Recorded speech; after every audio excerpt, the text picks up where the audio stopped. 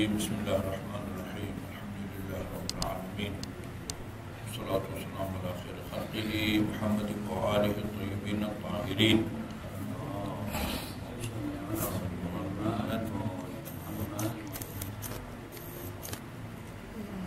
کل امیر المومنین علیہ السلام کا جو آخری فرمان پڑھا تھا وہ یہ تھا: ما من الشیعۃ عبد یقارف امرا نہینا عنہ. وہ آدمی شیعوں میں سے نہیں ہے جو ایسے گناہوں کا ارتکاب کرے، یعنی وہ کام کرے نہینا عنہ، جس سے ہم نے منع کیا ہے، جس سے ہم نے روکا ہے. دوسرے الفاظ میں جو ہمارا نافرمان ہوتا ہے وہ ہمارا شیعہ نہیں ہے. اچھا جی، یہ 20 روایات کا یہ مضمون ہے، 20 روایات کا یہ مضمون ہے. اچھا جی، اب اگر خدا نخواستہ کوئی گناہ کا مرتکب ہو، وہ کام کرے جس سے ہم اس کو نہیں کیا ہے، روکا ہے، اچھا، اس کی تلافی یا اس کے گناہوں کو بخشنے کا اللہ تعالیٰ نے کیا اہتمام کیا ہے؟ فرماتے ہیں کہ اس کے مرنے سے پہلے اللہ تعالیٰ اس کو اس دنیا میں ایسے اس سے امتحانات لیتا ہے، ایسی آزمائشوں میں ڈالتا ہے، ایسے مشکلات میں اس کو ڈال دیتا ہے. ان مشکلات کی وجہ سے اس کے گناہوں کو اللہ تعالیٰ بخش دیتا ہے.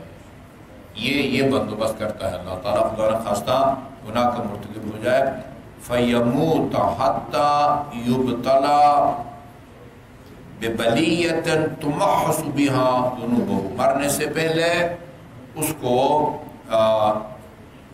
ایسے آزمائشوں میں ڈال دیتا ہے کہ جس کے نتیجے میں تُمَحَّصُ بِهَا ذُنُوبُهُ، اس کے تمام گناہوں کو اللہ تعالیٰ معاف فرما دیتا ہے ان کی وجہ سے.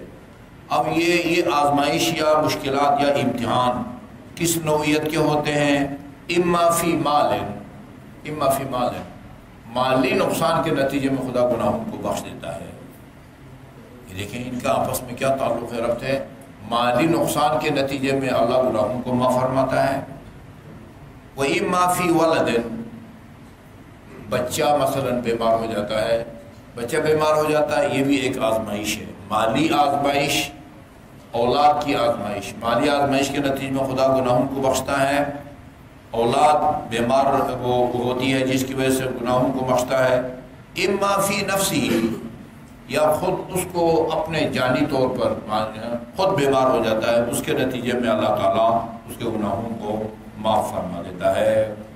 حتی یلقی اللہ عز وجل وما لہ من ذنب، یہاں تک کہ جب وہ خدا کی بارگاہ میں جائے تو اس کے ذمے اس کے نامہ اعمال میں کوئی گناہ نہ رہے اور نہ بچے. وَإِنَّهُ لَيَبْقَى عَلَيْهِ شَيْءٌ مِّن ذُنُوبِهِ فَيُشَدَّدُ بِهِ عَلَيْهِ عِنْدَ مَوْتِهِ. بعض اوقات ایسا ہوتا ہے خدا نخواستہ بندے سے گناہ بہت زیادہ سرزد ہوں، مالی پریشانی گناہوں کے کفارہ یا اس کی بخشش کے لیے کافی نہ ہو، اولاد کا امتحان یہ گناہوں کی بخشش کفارے کے لیے کافی نہ ہو، یا خود اس کو جو جسمانی طور پر جو نقصان ہوتا ہے وہ بھی اس کے گناہوں کی بخشش کفارے کے لیے کافی نہ ہو، پھر کیا اللہ تعالیٰ فرماتا ہے فَيُشَدَّدُ بِهِ عَلَيْهِ عِنْدَ مَوْتِهِ. پھر اسرائیل ملک الموت سے اللہ تعالیٰ فرماتا ہے کہ وہ اس کو نہ روح قبض کرتے وقت تھوڑا سا تشدد کرو.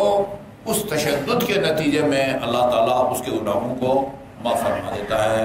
فَيُشَدَّدُ عَلَيْهِ عَلَيْهِ عِنْدَ مَوْتِهِ.